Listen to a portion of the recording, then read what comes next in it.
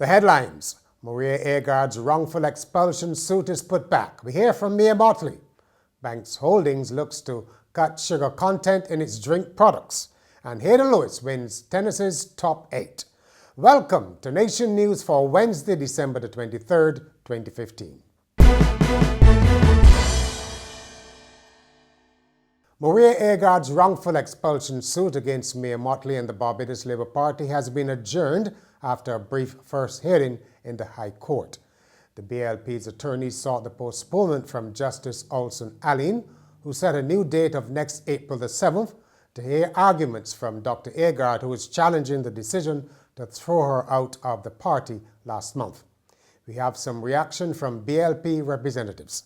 Mia Mottley, the BLP leader, has said very little about the suit, and she wasn't about to change that stance, instead embarking on a bit of a tirade on national concerns when questioned by a journalist from the state television station.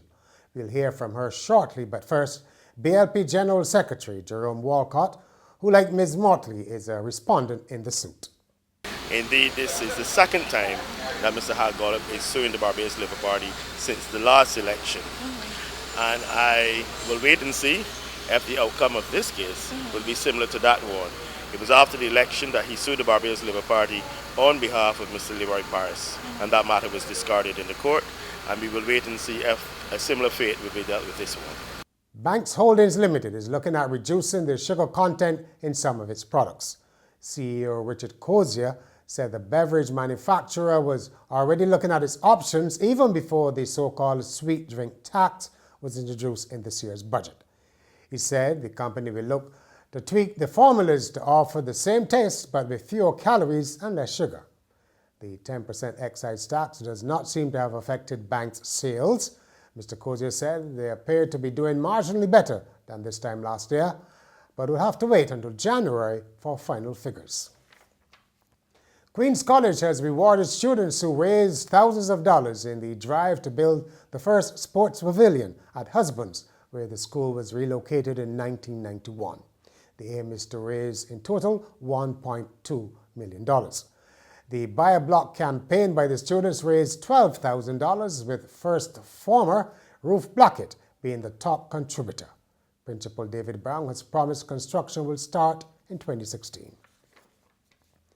Prospective Barbados Labour Party candidate Ralph Thorne has donated weed whackers to a group of young men with business aspirations in the constituency. Mr. Thorne said what impressed him most was that the men didn't ask for money, but ways to earn a living. Carlos Millington, who presented the proposal, said they would be developing a plan for a maintenance business. In sport, Davis Cup representative Haydn Lewis is the winner of the Ocean View Top 8 tennis competition, which featured the leading players other than national number 1 Darian King. Lewis, who is number 2, defeated Adam Hornby in the final 6-3, 6-3. The result likely means that Lewis will continue to be King's chief partner in the Davis Cup, as the top 8 was deemed as an unofficial selection tournament.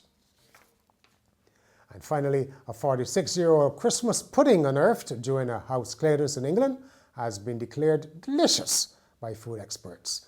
The pudding, which contains fruit, breadcrumbs, and brandy, among other ingredients, was made for a wedding in 1969. It was donated to the University of Nottingham's microbiology department to see if it was still fit to eat. It was steamed for 5 hours to ensure it was safe before tasting, and the expert said it was a bit dry but had good flavor. And that's Nation News for Wednesday. For more news, log on to nationnews.com, as well as YouTube, Facebook, and Twitter. And remember to pick up your Weekend Nation a day early this week on Thursday, or subscribe to our e-paper.